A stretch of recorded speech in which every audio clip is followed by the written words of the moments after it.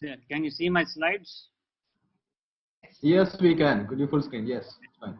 So after a couple of nice presentations, I'll be talking on intravitreal injection. That's probably one, again, some debatable areas are there. We'll be bringing out which are the areas where there are debates and we can have a discussion on that. So there is no one solution for everyone. I know there are many hundreds of practitioners who have logged in. Some who are not in any COVID area, they may not have even had one patient of COVID in their entire district, but they may be wondering why this debate is going on. Whereas some may be in areas who are afraid of coming out. They are in lockdown areas.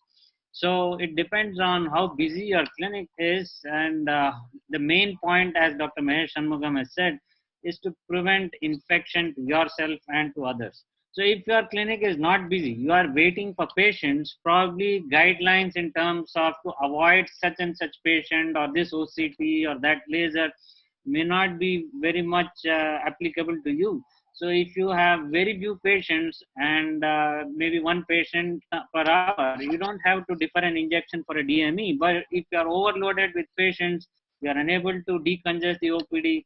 Those are the areas where some guidelines may be applicable, where we may have to look at the guidelines issued by AIOS, or what we are going to discuss, where which cases you can avoid urgent injections.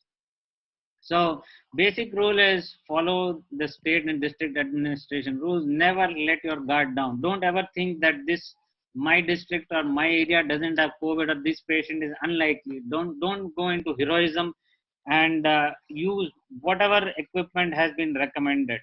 And be punctual with your work hours. It has been a kind of known thing that in hospital, whenever you go, the doctor comes usually half an hour, 1 hour late than the first patient's appointment, sometimes even later. But that is probably not going to be acceptable. Why? I mean, when you want to kind of decongest your OPD, you're trying to going to avoid calling patients now. The guidelines which we'll be talking will tell which patients can be deferred. But at the same time, if you want your revenue to also be better than what it is, then we have to be punctual and not delay patients or congest the waiting areas.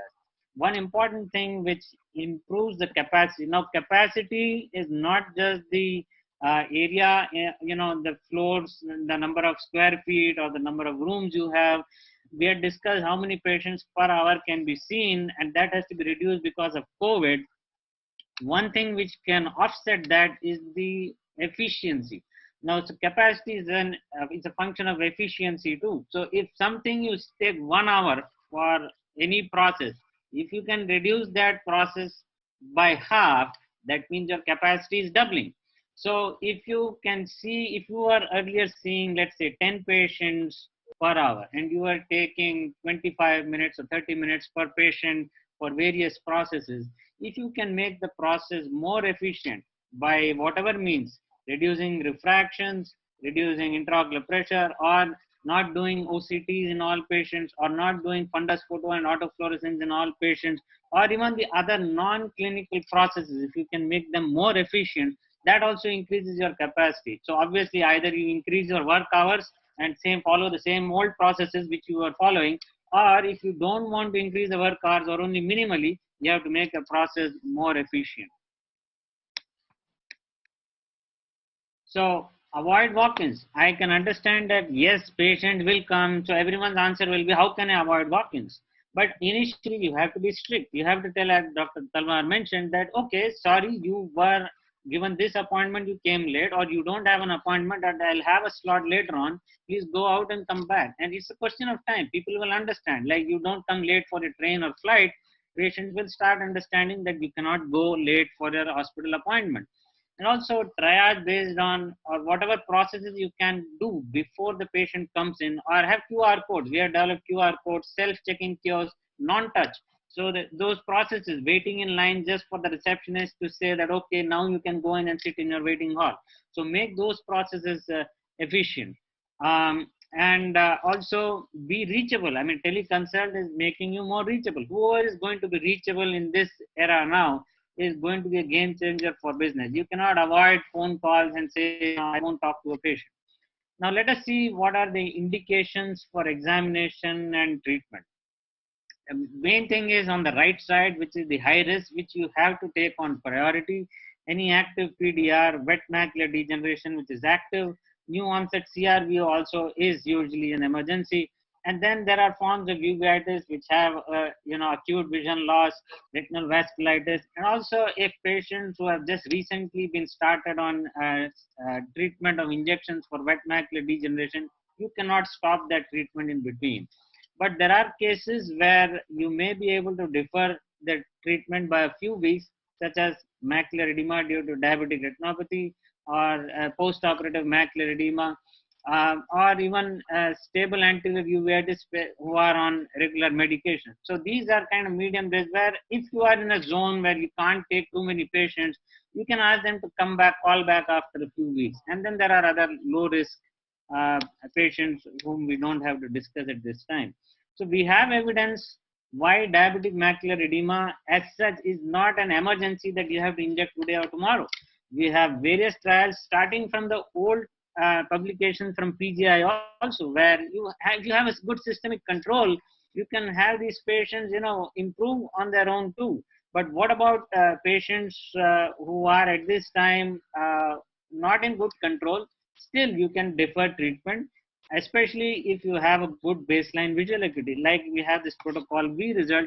So those patients who had center involving macular edema, mind you, these are not non-center involving macular edema, but center involving macular edema with good vision at baseline, that is 20/25 or 6/9 or better. Then there was an observation group versus laser versus aflibercept, and these patients at 2 years had no different outcome. So diabetic macular edema as such can be deferred by a few weeks. There are no worries on that front. But again, as I said, this is not a one brush solution for everyone. If your clinic is not busy, nobody is stopping you from treating any of these patients. So but take adequate precautions in terms of protection against spread of the virus. And then what about macular degeneration? There are multiple treatment protocols. There are some proactive treatment, that is fixed dosing, which is not used in any place in terms of monthly injections. Nobody is able to afford both the cost as well as the visits of monthly injections. Then you have the treat and extend protocol, which is also a proactive one where you inject these patients at some extended intervals, even if there is no fluid. That's something which we have to look carefully in India. Very few of our practitioners follow treat and extend. Most of us follow treat to target or treat and observe, in the sense you extend the intervals between injections, and if there's no fluid, we don't inject. But at this time, if you keep on extending the follow-up and you have patients who are not coming in, it may be better to follow a treat and extend regimen wherein you do inject the patients even if there is no fluid. And I'm not going into the details of how you followed the treat and extend regimen. So in this study of Altair, where they gave 3 loading doses and followed by treat and extend intervals by either 2 weeks or 4 weeks, what it showed that even 4 week extension, you don't have to extend by 2 weeks. You can even extend by 4 weeks. Those patients had similar results with those who had 2 week extension. So even if you want to follow treat and extend protocol, you may want to extend by 4 weeks instead of calling the patient every 2 weeks. So, and then there is also the question of the compartment of fluid in macular degeneration patients. We all know that at this point of time, some subretinal fluid can be tolerated in macular degeneration, provided there is no intraretinal fluid. So if there is intraretinal fluid, you have to be aggressive with the treatment, but up to 200 microns of subretinal fluid, you may want to avoid injections.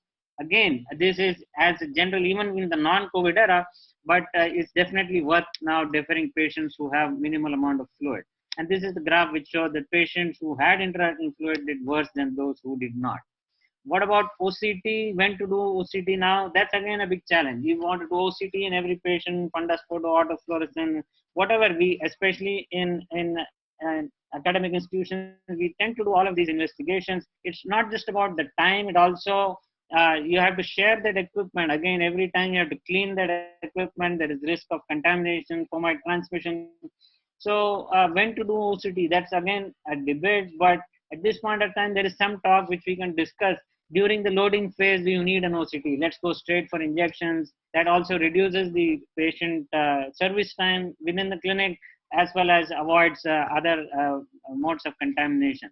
You can also probably avoid macular line scans and every visit. I just go for a cube, and then it can be avoided. Again, these are if your clinic is extremely busy and you have to cut down on the number of patients. But again, if your clinic is not very busy, just make sure that you are not contaminating or increasing the risk of infection, but you can treat any of these patients and use your protocols.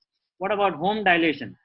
If a patient comes dilated, especially if the patient has been on regular follow-up and you know that these patients are stable, don't have a history of glaucoma, home dilation is also one consideration which we do for lasers. We home dilate and ask the patients to come, but that's a point that you may want to discuss or consider whenever you have. That increases the throughput time. Your patients are out rapidly from your clinic. Avoid routine fundus photographs and autofluorescence. And what about lasers? As Dr. MPS, he elaborated very nicely on lasers. Probably avoid non-contact. You prefer non-contact with LIO for non-macular lasers. Do PRPs with 20D. Macular lasers or DME, BRB has especially gone down significantly. I rarely recommend, but that should be avoided in most cases. Very rarely we do, especially in non-DME RVO cases like chronic CSR. If you want to do macular laser, you could, but especially if it's acute CSR, consider deferring. But yes, wherever you have to do, you may want to do that. There are some cleaning protocols. Vogue lenses, they have their on the website very nice options, various cleaning agents which are effective. But betadine is also effective against SARS-CoV-2 and MERS. This was published way back in 2018. So that's probably something we do it for injections. Why not try it for laser? Just put a drop of betadine before and after the laser, so that prevents contamination of the laser lens as well.